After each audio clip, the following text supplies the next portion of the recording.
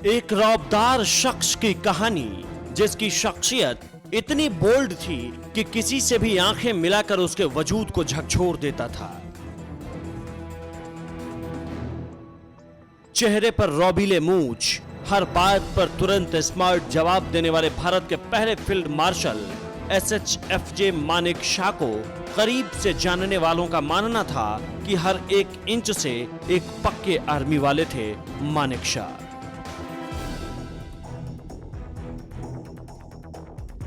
मानेक शॉ से जुड़े कुछ मजेदार किस्से और एक से एक स्मार्ट जवाब की कहानी आज NMF आपको बताने जा रही है।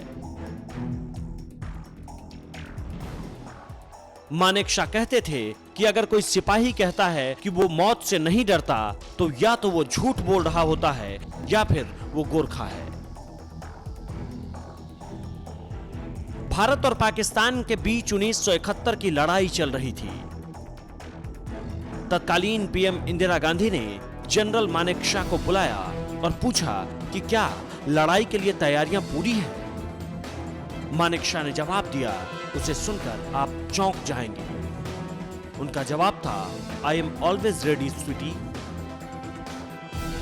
साल 1971 में ही भारत और पाकिस्तान के लड़ाई के बीच में तत्कालीन PM इंदिरा गांधी के दिमाग में ये बातें बैठ गई थी कि मानेक शॉ आर्मी की मदद से तख्ता पलट कर सकते हैं।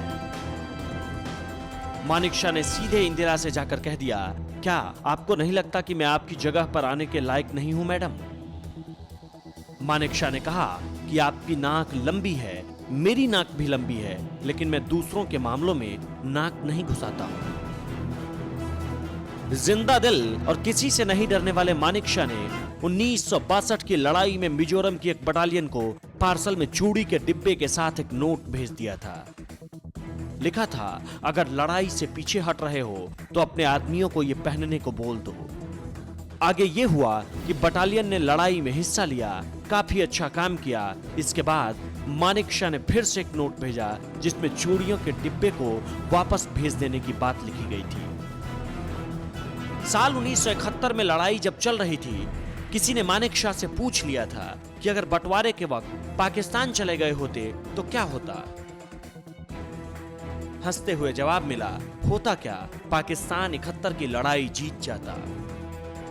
फील्ड मार्शल मानेक शॉ की सर्विस साल 1934 से 2008 तक थी, जिसमें दूसरे वर्ल्ड वॉर, 1962 के भारत चाइना वॉर, 1965 के भारत पाकिस्तान वॉर और 1971 के भारत पाकिस्तान वॉर में उन्होंने हिस्सा लिया।